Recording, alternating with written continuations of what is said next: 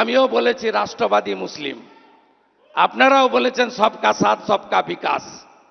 আর বলবো না, বলবো जो हमारी साथ हम उनका साथ, नो नीड সংখ্যালঘু মোর্চা। সেখানে সংখ্যালঘু মন্ত্রক, সেখানে সংখ্যালঘু দপ্তর, সেখানে সংখ্যালঘু মোর্চা, এগুলো কেন থাকবে?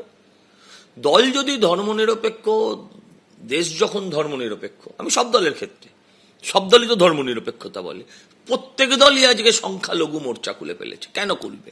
সবকা বললে সবকার মধ্যে কাসবও পড়ে যায়, সবকা বললে তারপর আজ ওই কি নাম আফজল গুরুও পড়ে যায়, এরা পড়ে যায়, নকশালরা পড়ে যায়, মাওবাদীরা পড়ে যায়, টুকরে টুকরে গ্যাং পড়ে যায়।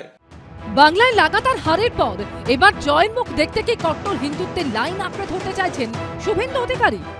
পশ্চিমবঙ্গের মাটিতে দাঁড়িয়ে এটা আপনি অস্বীকার করতে পারবেন না যে শুধুমাত্র সনাতনী হিন্দুরাই বিজেপিকে ভোট দিয়েছে। সংখ্যালঘু বিশেষ করে মুসলিমরা বিজেপিকে ভোট দেয়নি। 100 জন মুসলিমের মধ্যে 91 জন 2021-এ ভোট দিয়েছিলেন মমতা ব্যানার্জিকে। এবারে 95% মুসলিম ভোট দিয়েছে। সেই কারণে আমি রাজনৈতিক আমার অ্যাঙ্গেল থেকে বলেছি, পার্টির মত নরেন্দ্র মোদীর পথ, নরেন্দ্র মোদীর মতই হচ্ছে পার্টির পথ, সবার সাথ সবার বিকাশ। হ্যাঁ, ভোট পাচ্ছে না, ভোট দেবে না, আমরা জানি তো ভোট দেবে না, তো অসুবিধা কি আছে? কুকুর মানুষকে কামড়েছে বলে মানুষ তো কুকুরকে কামড়াতে পারে না। অত্যন্ত ইঙ্গিতপূর্ণভাবে শুভেন্দু অধিকারী ও সুকান্ত মজুমদারের এই মতপার্থক্যের ঘটনায় শুভেন্দুর পাশে দাঁড়াচ্ছেন কুণাল ঘোষ। শুভেন্দু অধিকারী বিশ্বাসঘাতকতা করে গেছেন তার নিজস্ব এজেন্ডায় বিজেপিতে গিয়ে তিনি ব্যক্তি আক্রমণ এবং কুৎসার রাজনীতি করেছেন। তার বিরুদ্ধে আমাদের লড়াই চলছে এবং চলবে। কিন্তু ঘটনা হলো, এই সুকান্তবাবু বা এরা যারা আছেন বিজেপি নেতা হিসাবে, বিরোধী নেতা হিসাবে, বিজেপির নেতা হিসেবে তৃণমূলের সঙ্গে লড়াইয়ের প্রশ্নে এইসব সুকান্তবাবুদের থেকে তো ঢের এগিয়ে শুভেন্দু অধিকারী। তো সুতরাং এরা সবাই মিলেও কি শুভেন্দুকে ওখানে পাল্লা দিতে যাবে? শুভেন্দু অধিকারী ভুল রাজনীতি করছে, ভুল কথা বলছে, তৃণমূলের সঙ্গে বিশ্বাসঘাতকতা করেছেন। কিন্তু বিজেপিতে যারা রয়েছে তাদের মধ্যে শুভেন্দুকেই একমাত্র নজর রাখা যায়।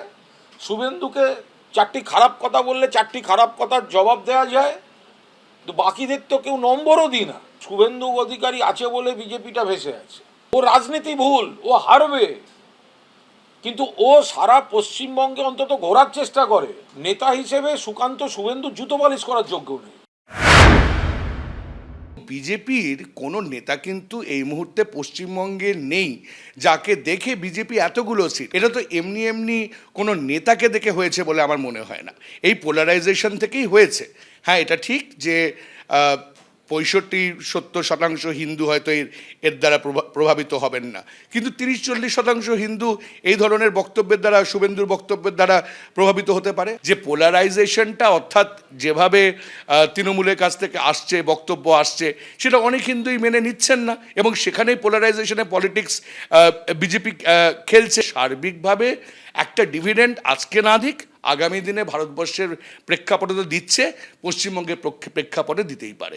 আমাদের এইখানে আমাদের যে, আবার বলছি, পলিটিক্যাল কালচার বলো, রেনেসাঁসের প্রভাব, শিক্ষা দীক্ষার প্রভাব, আমি বলবো ব্রিটিশ শাসনের প্রভাবও বলুন, সব মিলিয়ে আমাদের এখানে কিন্তু হিন্দুত্ববাদের যে সোকল উত্তর ভারতের যে মেন স্ট্রিম ন্যারেটিভ আছে, সেই ন্যারেটিভটা কিন্তু এখানে কার্যকর হবে না। এইটা শুধু এই ইলেকশনে নয়, এর আগের ইলেকশনেও প্রমাণিত হয়েছে। শেষমেশ কোন পথে এগোবে বঙ্গ বিজেপি? অর্ণব মুখোপাধ্যায়, দীপক ঘোষ ও আশাফুল হোসেনের রিপোর্ট, এবিপি আনন্দ।